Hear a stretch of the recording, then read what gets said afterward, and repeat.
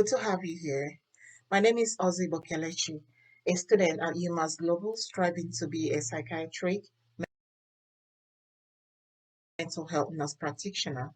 I presently work as a correctional nurse and I seek to incorporate cognitive behavioral therapy, CBT, into the treatment plans of juvenile autistic inmates to control anxiety, improve coping skills within 2 months of incarceration. Correctional nursing is a unique specialty that goes beyond evidence-based nursing practice. Patient-centered care here should include protecting, promoting, and optimizing health and abilities, preventing illness and injury, facilitating healing, and elevating suffering. I am very passionate about patient-centered, holistic, and collaborative approaches to care. With good communication and relationship building skills, I hope to bring changes to the care we render here in River County Detention Center, especially for autistic inmates. This can only be achieved if the key stakeholders, the inmates, the families, nurses, mental health workers, psychologists, psychiatrists, and all correctional staff are well informed to enable a sway towards a change in the culture of care. Controlling anxiety and improving coping skills in juvenile autistic inmates using CBT within 2 months of incarceration could be hard, but it remains achievable. This new approach promotes new ways of thinking and behavior for both incarcerated persons and correctional staff. The concepts of care and custody could be diverse and seemingly opposing philosophy, but with Jim Watson's theory, I hope to use that as a guide to seeing the person behind the disease in my status, paying attention to their pre-existing condition and helping to heal and provide comfort. This can be challenging given safety concerns, resource issues, and bias, but with consistent effort, protocols that promote an individual health and well-being, while also preventing illness and restoring the patient health, at least to the nearest normal, could be achieved. According to Watson in 2006, the core of the theory of caring is that humans could be treated as objects and that humans cannot be separated from self, others, nature, and the larger workforce. It is then quite vital to treat an individual with autism as an individual, not only because it is his basic right, but purely on an empathetic level. Autism itself is not associated with crime, but is linked to factors such as wandering tendencies, unemployment, and homelessness, which research shows increase a person's chances of entering the criminal justice system, often repeatedly. Let's bring it home a little bit. A little less than 5% of incarcerated youths in this our facility are on the spectrum per medical records. If left untreated, severe anxiety leads to depression, frequent hospitalization, substance abuse, and a higher risk of suicide or self-harm behaviors. According to the medical records in 2022, we recorded 5 suicides, and it's quite disturbing that none of these youths was neither diagnosed or treated of any mental health issues. In the same year, 30 of our youths were treated at detention care centers as patients for mental health disorders. Prior to their transfers, no psychotherapy was rendered except for safety cells placement.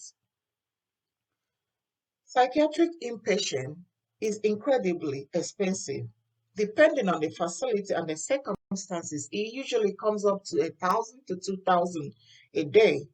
Compounding the problems autistic people face behind bars is that our jail is ill equipped to accommodate the inmates on the spectrum.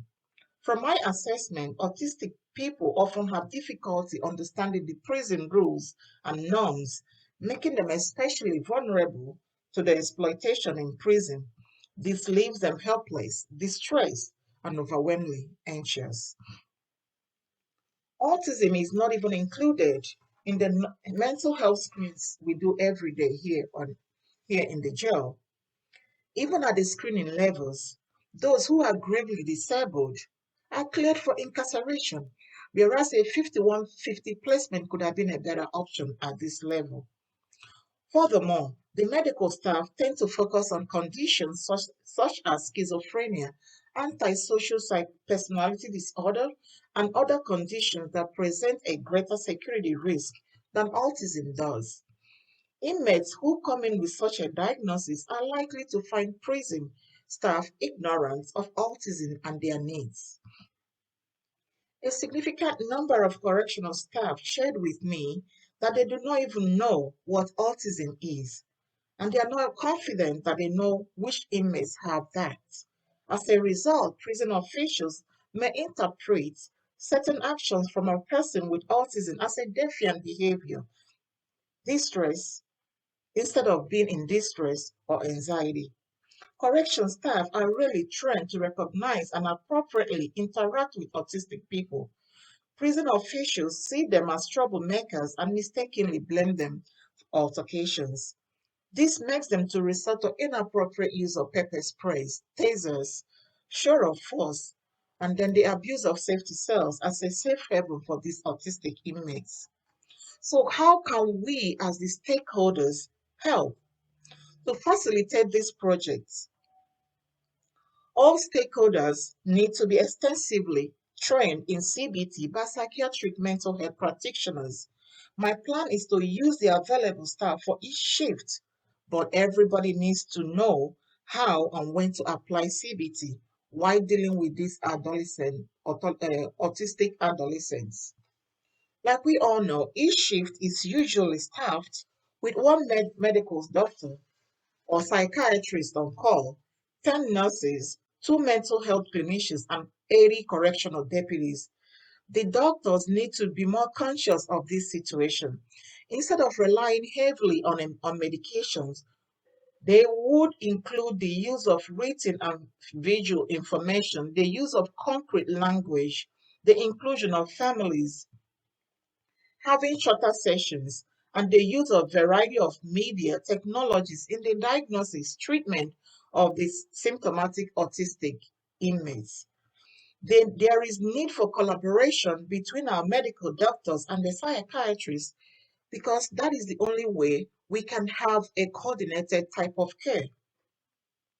Same applies to all medical staff and mental health clinicians. When the 10 nurses we have are properly trained in each shift on how to apply CBT, detailed receiving, screening, and health assessment will help in proper diagnosis and care plan for the autistic inmates. Nurses will be trained on the screening tools for autism. Definitely, early diagnosis of autism in jail settings can pave the way for early intervention.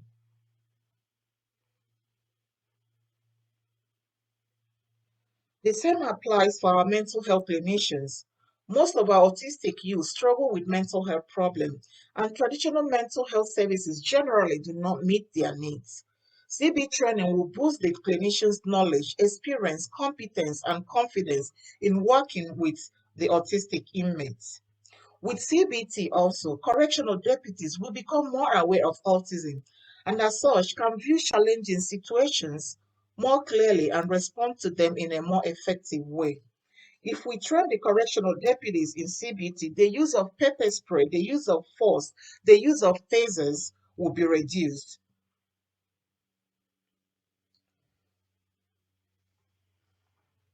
With the three pillars of CBT, which are identification, recognition, and management, CBT also aims to stop the negative cycles of things that make autistic inmates and all inmates in general to feel bad, less anxious, or scared.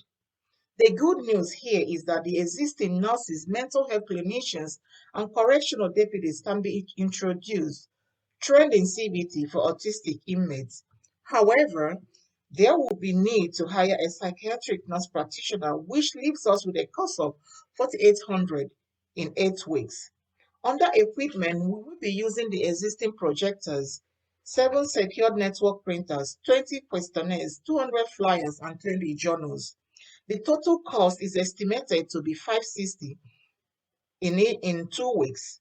For the initial CBT training for all the staff, one nurse practitioner will be contracted for 1 week to train the nurses, mental health clinicians, and all the correctional staff. The staff will eventually guide the inmates on journaling, meditation, exposure therapy, deep breathing exercises, progressive muscle relaxation, activity scheduling, guided discovering, and role playing when needed. For the sustainability of the program, registered nurses will carry out quarterly revisions of the protocols, while the nurse practitioners will take care of the monthly program evaluation and annual in-services for the staff. The estimated cost to incorporate CBT at all levels of care will be 15,000 in 2 months, but the benefits will include reduced hospitalization, reduced anxiety, reduced damaged properties, wound care costs, reduced drug use, less staff burnout, and increased productivity, which the estimates are having as $900,000. This shows that the project is worth taking. Understandably, I know the highest priority of any correctional facility is to provide a secure and safe living environment for the inmates. However, adopting CBT principles across all correctional departments will lead to cognitive communities. In conclusion, when we have these cognitive communities in the jail, it will reflect cognitive restructuring, anti criminal modeling, skill building, problem solving, and emotion management. Such communities will promote new ways of thinking and behavior among the participants around the clock, from breakfast in the morning through residents' daily routines and around, including formal CBTs, and then at the long run, making our anxious youth to feel more at home and develop more coping skills. Thank you so much for listening. I am open to any questions.